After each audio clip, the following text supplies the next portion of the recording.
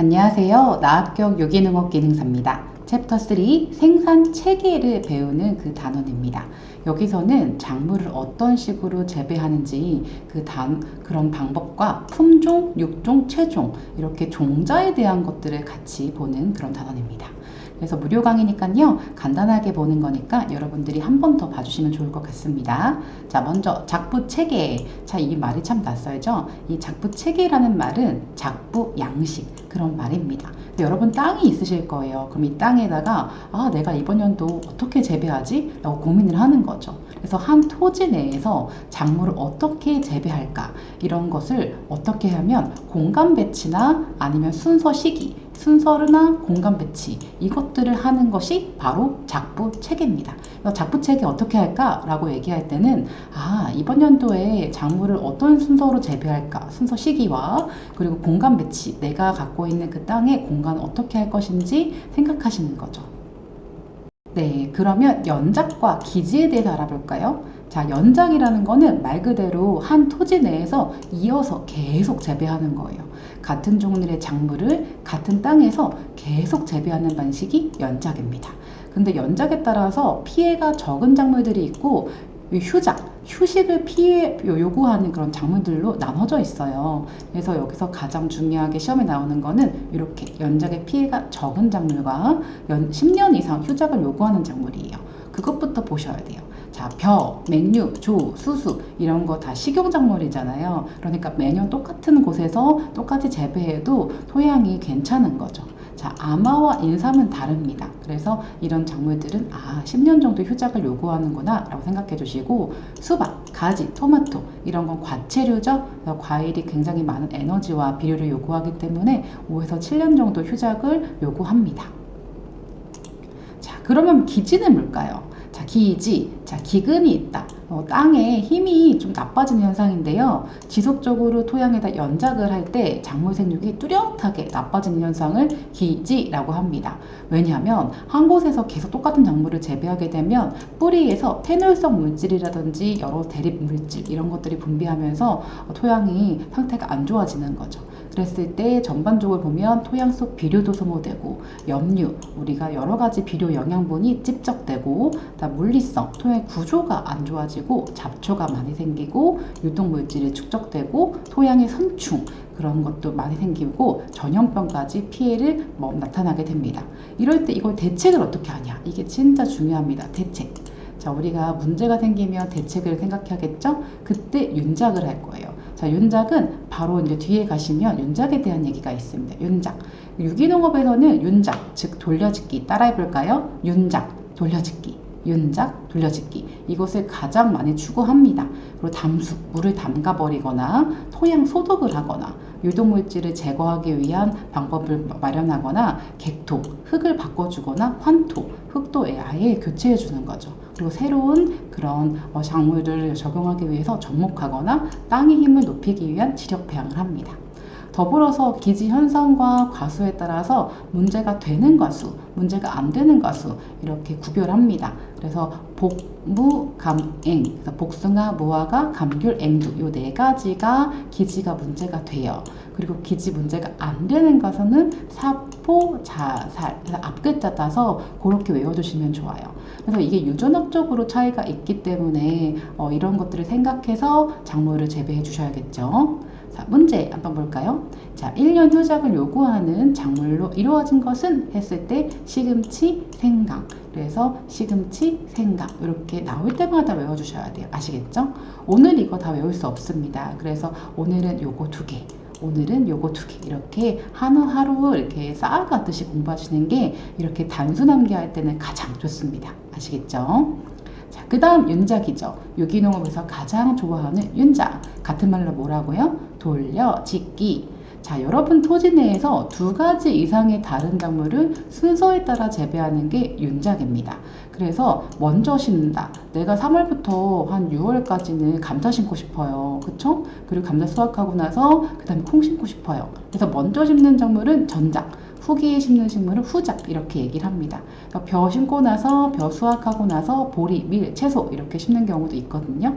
먼저 심는 건 전작, 나중에 심는 건 후작입니다.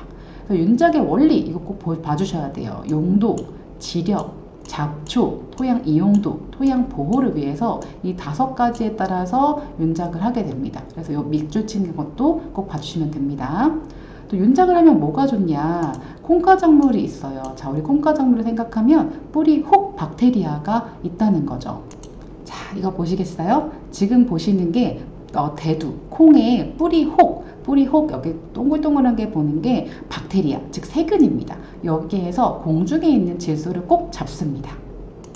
그래서 콩가작물 나왔다 하면 별표 치시고 공중에 떠다니는 질소를 꼭 잡는구나 라고 생각해 주세요.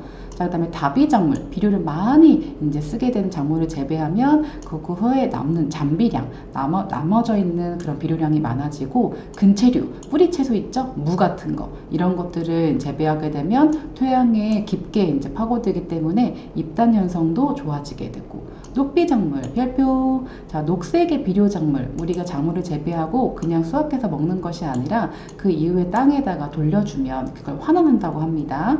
토양 유기물도 증대가 되죠. 그 외에도 많은 장점들이 있으니까 그것도 한 번씩 봐주세요. 자, 이때 윤작의 종류들이 있어요. 산포식, 계량 산포식, 노포크식입니다. 따라해볼까요? 산포식, 계량 산포식, 노포크식. 자, 여러분 땅이 있다고 생각해 보세요. 내 땅이 이렇게 크게 있는데 여기를 3등분 하는 거예요. 3포. 그래서 3등분해서 A 땅은 A 작물 피우고 B 땅은 B 작물 피우고 C 땅은 뭐예요? 쉬는 거죠. 쉬게 되는 거. 이걸 돌려가면서 A, B, C를 이렇게 돌려가면서 하는 거고 계량산 포식은 달라요. 콩가작물 별표. 자, 콩가작물을 하면서 공중 질소를 꾹 잡았기 때문에 우리가 지력 회복할 수 있습니다. 자, 노포크식은 1년차는 밀 재배하고 2년차는 순부 재배하고 3년차는 보리 재배하고 4년차는 클로버 재배하고 이런 식으로 식량작물 하면 땅을 수탈하고 중경, 순물을 재배하면 땅을 깊게 파죠. 무 생각해 보세요. 엄청 크잖아요. 그렇게 하면 지력을 증가하고 또 세 번째 사료작물 재배하면 잡초가 증가하고 클로버 재배하면 녹비작물이니까 질소 고정, 지력 증강됩니다. 이런 식으로 이렇게 윤작의 종류가 있구나 라고 생각하시면 되겠죠. 자, 문제 한번 볼까요? 자, 이것은 필터 문제예요. 여러분이 필기 합격하시고 실기 보게 되는 그 문제인데 윤작의 정의와 윤작의 효과 각각에 쓰시는 거예요. 자, 같이 한번 읽어볼게요. 한 토지 내에 2가지 이상의 작물을 순서에 따라 재배하는 작부체계다. 요거 문장을 쓰셔야 돼요. 그래서 한 토지 2가지 이상 다른 작물을 순서에 따라서 그리고 지력 유지하고 증가시킨다. 요게 가장 중요한 효과 중에 하나겠죠? 자, 윤작의 실제 유기농업 하시는 분들 보면 벼, 보리, 밀 이런 화분가 작물들이 콩가나 채소보다 생산량이 좀 많고 뿌리가 깊게 뻗는 특징이 있죠? 자, 그리고 토양 유기물 유지에도 유리하고 윤작 구성에도 필수적이고요. 자, 콩을 비롯한 두가 작물의 경우에는 우리가 화분가 작물보다는 적지만 전반적으로 탄질비가 낮고 분해가 빨라요. 또한 뿌리 혹 박테리아를 통해서 공중질소를 고정하기 때문에 콩도 정말 많이 쓰이죠. 자, 감자, 고구마, 무 이런 근체류도 식물체 분해되기 쉽기 때문에 토양 유기물 축적에도 효과가 있다는 거, 이런 실제적인 사례들이 있습니다.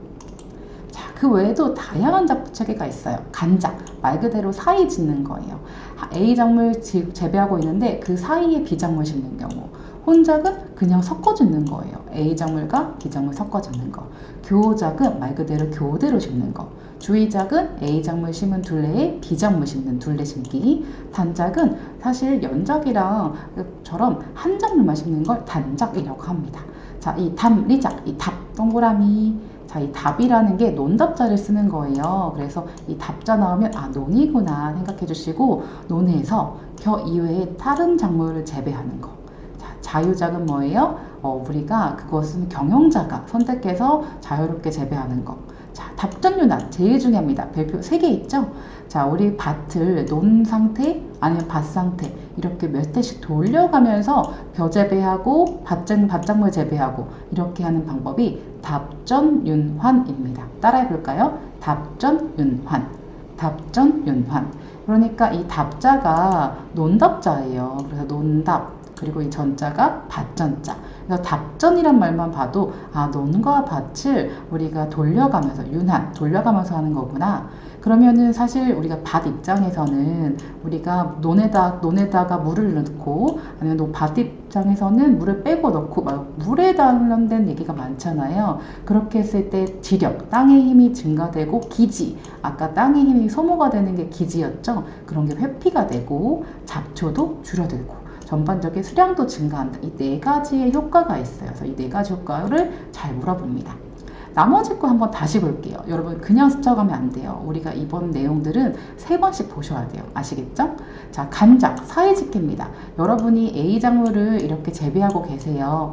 A작물 키웠다 하는데 그 사이에 땅이 좀 남아요. 여기 땅 너무 아깝다 하면서 그 사이에 뭔가 다른 작물을 재배하시죠? 그게 바로 뭐예요? 간작입니다. 자, 그리고 혼작은 너무 쉬워요. 뭐예요? 섞어서 심는 거. 그래서 두 개 같이 파종하는 거죠. 그런데 이거의 문제가 뭐죠? 잡초가 좀 힘들죠. 자, 교작은 교대로 심는 거. 그래서 A 작물 쭉 심고, 2줄 심고, 그다음에 A줄 2줄 심고, 그 사이에 B 작물 이렇게 하나 심고, 이렇게 교대로. 그래서 어떻게 보면 간작이랑 차이가 없네 라고 생각할 수가 있겠지만, 이렇게 두이랑 한이랑 요 차이가 큰 차이입니다. 자, 주의작은요, 내가 논을 있어요. 논에다가, 논 근처에 논둑에 뭘 심어야지? 라고 생각할 때 논둑에다가 콩 심는 거 있죠. 논둑 주위에 콩 심는 거. 그런 게 바로 주의작입니다. 그런 그림을 한번 옆에다가 하나씩 그려보세요. 그러시면 조금 더 이해가 빠르실 거예요. 아시겠죠? 자, 그리고 간작과 혼작을 보시면 간작은 우리가 사이에 심는 거니까 생육 시기를 달리 하거나 일정 기간 겹치는 거. 혼작은 생육 시기 같거나 비슷한 거. 이런 차이가 좀 있어요. 자, 문제 한번 볼까요? 한 종류의 작물이 생육하고 있는 이랑 사이, 포기 사이, 이 사이에 심는 거. 바로 간작이죠. 그래서 이 사이라는 말만 봐도 한자니까 요거 생각하셔서 간작 생각해 주시면 됩니다. 자, 이번에는 육종에 관련된 거예요. 자, 품종 따라해 볼까요? 품종. 자, 품종. 이게 뭐냐면요. 식물에서 최저 분류 단위의 식물군을 품종이라고 합니다. 그래서 저는요, 어떤 작물을 심을 때도 이번에 무슨 품종 심으세요? 라고 얘기를 많이 물어보죠. 따라해 볼까요? 무슨 품종 심으세요? 자, 다른 작물과 구별이 되는 특성을 지니고 그 특성이 재배 이용상의 지장이 없을 정도로 균일해야 되고요. 그리고 계속 번식해야도 그 균일한 특성이 변화하지 않아야 되는 거. 그게 품종입니다. 그래서 품종은 전반적으로 균일해야 되는 거죠. 자, 그 다음에 종이죠. 식물의 종류를 나누는 기본 단위. 그 다음에 속은 속 상위의 그런 분류 단위. 그 다음에 형질, 캐릭터라고 하는데 각각의 형태, 생태적 그런 요소들. 그래서 우리가 형질을 얘기할 때 양적 형질이다 라면 길이를 얘기해요. 이 식물의 길이가 나타났구나 라고 하면 양적 형질. 그리고 질적 형질이다 라면 꽃 색깔, 두드러지는 향기. 요게 두 가지의 차이가 있습니다. 자, 그 다음에 특성은 우리가 다른 품종과 구별되는 특징, 이거를 특성이라고 하고요. 계통이라고 하면 전체 집단이라고 하는 거죠. 그래서 처음 육종학을 보시면 이 단어 자체가 좀 낯서실 수 있어요. 근데 뒤에 가면 또 나오니까 품종, 종, 속, 형질, 특성, 계통 이런 게 있구나 라는 거로 이제 이해하시면서 넘어가 주시면 됩니다. 네, 품종에 따라서 이렇게 구별할 수가 있는데 먼저 성숙기에 따라서 조생종, 중생종, 만생종 이렇게 세 가지를 구별할 수 있습니다. 우리 과일을 사셔도 이건 조생종 품종이야, 이거는 만생종 품종이야 라고 하는데 이게 개화에 따라서 이제 구분을 합니다. 일찍 개화하는 건 조생종, 중간 개화하는 건 중생종, 늦게 개화하는 건 만생종 이렇게 구별할 수가 있어요. 자, 그 다음에 간장, 식물의 키에 따라서 장간종은 키가 큰 품종, 중간종은 키가 중간인 거, 단간종은 키가 작은 거. 그래서 이렇게 구별할 수가 있고 또한 저항성에 따라서 내습성 품종이야. 가운데 습 이거 생각하셔서 습기에 강한 성질, 내서성 더위에 강한 거, 내동성 냉동시 생각하시면 되겠죠? 추위에 강한 거, 내병성 그러면은 병에 강한 거, 내충성 해충에 강한 거, 내비성 과다한 비료에 강한 성질, 뭐뭐에 강한 성질을 뭐뭐성 이렇게 얘기를 합니다. 그래서 이런 것들을 생각하시면 앞으로 우리가 육종을 하게 될 때 작물을 생각할 때 품종 개량은 너무나 당연해요. 자, 수확량을 증대시켜야겠죠. 또한 맛, 모양, 품질이 향상시켜야 되고 병충해에 대한 저항성, 그러니까 내병성, 내충성 이런 것들을 이제 강해야 되고 또 온도, 빛, 토양 굉장히 환경에 따라서 많은 것들이 영향을 받는데 재배 환경에 대한 적응력을 향상시켜야 되고 심기, 수확 등 작업에 좀 좋아해야겠죠. 그런데 이렇게 품종이 되게 중요한데 안타깝게도 퇴화가 계속 됩니다. 그래서 유전적으로 퇴화하거나 생리적, 그 환경에 대한 퇴화가 있고 병에 걸려서 퇴화되는 경우가 있어요. 그래서 육종은 너무너무 기본입니다. 그래서 유전적으로는 자연 교잡, 그 외부의 그런 이게 여러 가지 교잡이 돼서 다른 유전자가 들어와서 되는 경우 있고 돌연 변이가 들어오는 경우 있고 이형 유전자, 다른 형태 유전자가 와서 종자가 혼합이 되는 경우가 있어요. 아무리 이제 잘 키운다고 해도요. 거기다가 요새는 기상이후 너무너무 심각하죠. 환경 조건이 안 좋아서 품종이 안 좋아질 때도 있고 병해충, 바이러스 엄청나게 심각합니다. 자, 그럴 때 우리는 우량종자, 신품종 생각해 주셔야겠죠? 그래서 우리나라의 국립종자원 여기서 이런 우량종자와 신품종에 대해서 많은 연구를 하고 계세요. 여러분도 우리나라 국립종자원 한번 사이트 들어가 보세요. 그럼 여기서 나오는 그런 많은 홈페이지에서 보시면 여기서 이렇게 우리나라에 관련된 그런 많은 종자에 관련된 것들을 하고 있구나 라고 알아보실 수 있고 정보도 굉장히 체계적으로 잘 되어 있어요. 되게 좋은 사이트입니다. 그럼 다시 우량종자, 우량 품종에 속하는 종자가 우량종자죠. 그래서 유전적으로 순수해야 되고 이형 종자, 다른 종자가 섞이지 않아야 되고 충실하게 발달돼야 되죠. 이 네 가지가 있습니다. 우수성, 별표. 이것이 다른 품종보다 뭐가 우수해야 돼요. 색깔이라든지 아니면 수량이라든지 뭐가 우수해야 되고 영속성 이것이 대대로 그 다음 세대가 돼도 변하지 않고 유지돼야 되는 거 그리고 균일성은 모든 개체가 내가 100개면 100개 1000개면 1000개 균일해야 되고 광지역성 넓은 지역에 거쳐서 잘 재배가 돼야 되는 거죠. 자, 이번엔 신품종입니다. 여러분도 새로운 품종을 육종하실 수 있어요. 국립종자원에서 이렇게 신품종을 하시는 분들에게 지원 사업이 또 있거든요. 이건 5가지예요. 신규, 앞에서 우수품종에서 신규 없었죠? 여기는 신규, 그 전까지 판매가 없어야 되고요. 구별, 다른 품종과 분명하게 구별되어야 되고 균일성, 이 품종 안에서 균일한 게 있어야 되고 안정성입니다. 안정성. 필수적 특성들이 반복적으로 번식 후에는 변하면 안 돼요. 그래서 안정적이어야 된다라고 얘기하죠.